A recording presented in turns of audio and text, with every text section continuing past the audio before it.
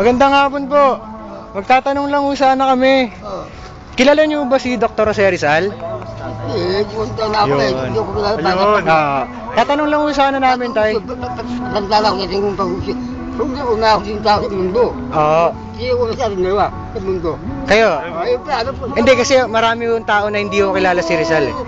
Tatanong mo ako eh. Una ako sa mundo sa baboy. Okay, sige. Una ako tao sila. Tatanong siya ako sila. May tanong ho kami, tay. Ako tulong yun eh. Para bisip ko. Tatanong mo parang tao. Parang una tao sa mundo. Tatanong siya ako sila eh. Thank you nang ha. Thank you. Hindi makapanood ng True Faith.